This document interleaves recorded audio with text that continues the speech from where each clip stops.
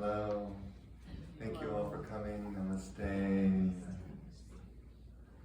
I'm so honored to be here and to share with you. This is the second time that I've been to this unity. And today is a particularly auspicious time to do spiritual practices. It's actually right around the full moon. And so any spiritual practice that we do today will be intensified between now, tomorrow, and the next day. It's like a 3-day window. And I myself am a kind of mystic in my spiritual practice. So you might say another word for mystical is woo-woo.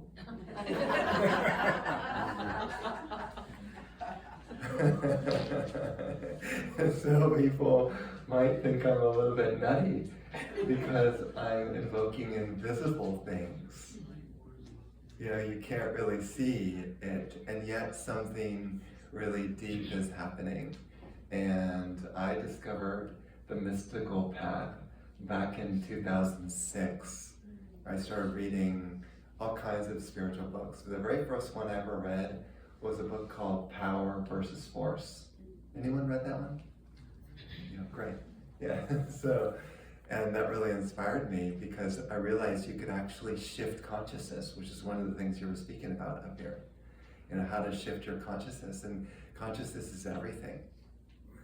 You know, imagine you could bring your consciousness into such a state where you experience everything as yourself, as just the one infinite being, you know, which is kind of what unity is trying to teach. And, you know, how do you transform your consciousness from separation feeling to an experience of the cosmos or the infinite? How do you do that? Well, I thought I really experienced or really found the secret to enlightenment by going out and meeting all of these great saints and yogis and masters and sages, where I would just usually travel long distances to just sit in their presence and bask in their transmission, in their energy, in their consciousness. And guess what happens when you do that? It rubs off on you. Yes. That's what happens with consciousness. If you hang out with an angry person, what do you think is going to happen? They're going to rub off on you. We have a great responsibility for our consciousness, where we're at. So I said, you know, I want to learn from these masters. And they changed me. I became and have become a radically different person through my connection to, and by the way, you were singing this song at the beginning about the Guru. It's called Across the Universe. Does anyone hear that song? Yeah. Right? It talks about the Beatles. This is the Beatles speaking about Jai Guru Dev at the very end, which means victory to the Guru. And why did they say victory to the Guru? Because when you hang out with that Guru, their consciousness also transfers to you, and you become like them. Your inner Guru awakens. Why do you think we lit a little candle for Swami Purna? In the middle, Swami Purna is my teacher. I met him in 2008. Do you want to hear what happened? Yes. Something stunning. I'll tell you why he became my teacher, because I had met many great saints before that. So I went to New York City to go visit him. I really had no idea who he was. I just knew he was a great yogi from the high Himalayas in India. And so I flew from Los Angeles to go visit him. And I just remember sitting in his presence, and I thought, what's happening here? Like, I'm feeling really uncomfortable. And you know, when there's a lot of light in the room, it can start to push out your darkness and your heaviness and your negativity. You start to purify. Well, in the break, I went back to my room, started talking to my roommates, and during our little conversation, suddenly my consciousness kind of left my body and was witnessing the room and the conversation of me and these three other people. I was no longer locked in to a physical body. And I was so astonished, I said to my friends, "Do you feel that?" And one girl who was with me said, "I do," because it caught on to her too. And she kind of explained the experience. And we were both kind of in awe of what was happening. Because that's when you realize that this body that's sitting here is not you. You realize that. Bodies sit here and listen. Birds are flying through the sky. Bugs are flying about. But I am. And when you really realize the I am, and you're no longer locked in individuality, meaning feeling of separation, you're free. You're free of all suffering. So-called the worst scenarios could befall you. Your house could burn down. You may have to flee to another country, whatever it is. But your consciousness is still in this sort of realm of bliss and love and joy that cannot be touched by the suffering of the world. Don't you think that's profound? Yes. And freedom, the way it is, if a person still experiences to be me inside this, then all of the calamities that occur on earth will affect you, and you will fear hurt and pain, suffering and sorrow and anger and resentment and judgment, all of the stuff that goes along with a feeling of separation that impacts you and hurts you.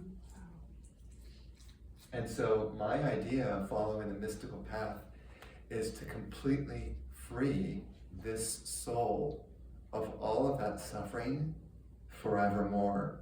And in that state, finally, I can be myself. Meaning, without fear, I can do anything.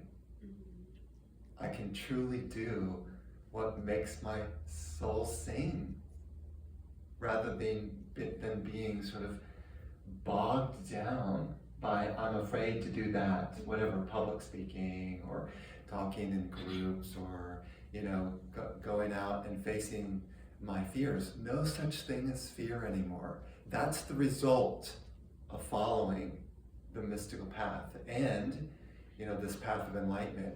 Enlightenment is one could say, the final goal or the end point of human evolution. Once you enter through that door into eternity, there's really, in a way, kind of no reason to come down and incarnate into bodies anymore. And the Buddha called it the ending of the wheel of samsara. Have you heard that term before? So the wheel of samsara is birth, life, and death, because I'm clinging to the idea of separation. And so God says, okay, then I'll send you on more bodies and wild goose chases. Have fun with that. Good luck. And then you go through it. You may not remember your past lives, but I guarantee you have had hundreds of thousands of them with similar suffering that you've had in this lifetime. They call that craziness. Repeating the same, when you do the same thing over and over and over, ad nauseum, that's why they call it a wheel. So the Buddha said, I'm going to get off that wheel. I'm done with the wheel. So what did he do? He created this whole method of getting off of that wheel of samsara. And very, very simple things. Like, be compassionate and kind to people. They're you. You're not separate from them. They're you. You know, when you say namaste, means I'm you and you are me. There's only one. That's what namaste means. It's not just namaste. You know what I mean? Like, so casual. So casual. And people say it like that. And so when I met Swami Purna, again, purposely honoring him, my consciousness changed so radically in his presence. I said, I need to keep following that path because somehow he's triggering in me something that I never knew was possible. And so ever since then, that was 2008, deeply following his guidance and his practices. So the mantra that we just chanted, does anyone remember it? Om Loka Samasta Sukhino Bhavantu. I just prompted you a little bit. Initiated into the essence of that mantra, since he represents that what that mantra means, truly, the spiritual essence. He gives it to the spiritual seeker, and that gets awakened inside a normal human being. They start chanting that mantra, and now it's become alive, not just a ritual or a word that just means something pretty. It now becomes a genuine spiritual power. That's what I'm sharing in my gatherings and my talks. This, I don't call it secret, because it's not secret because everyone has it. But it may be secret to some people because they never tapped into it. So sharing this power, that it can be awakened in others, like, we lit the candle, and then let's say you're a candle, I light the candle, and then that candle lights the next person, lights them, and shares it on and on and on. This whole ripple effect is suddenly people are really illuminated with this mantra, and everyone gets touched. You become an embodiment of the mantra that you are speaking. You become the word of God, if you want to call it that. So powerful.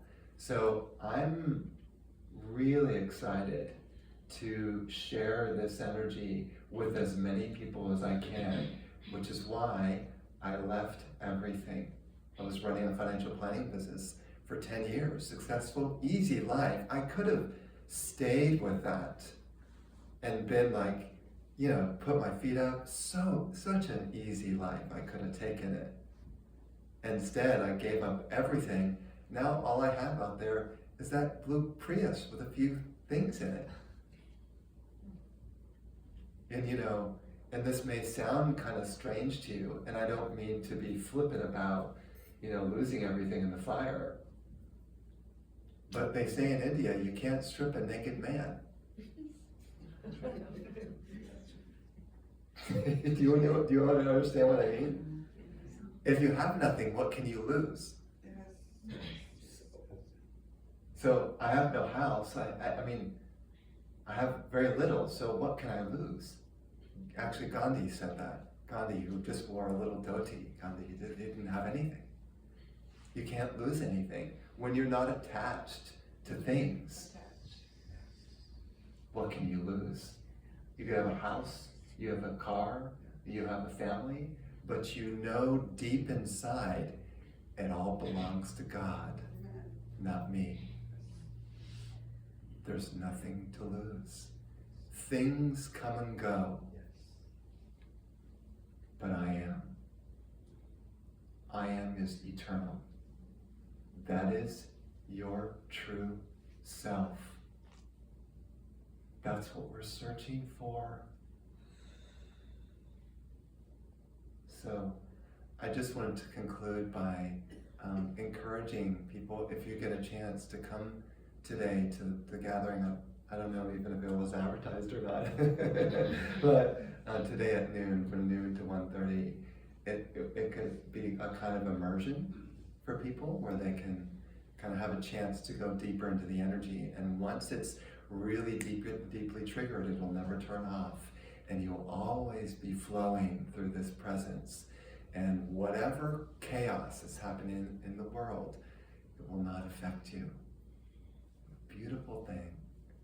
So again, I wanted to thank you all, and particularly Reverend Carol, for believing me and inviting me to speak. You know, she's been really lovely and kind to me, a really good friend. So I just wanted to acknowledge her and how fortunate this particular church is to have her as a leader. So I wish you many blessings on your spiritual journey, and namaste. Namaste.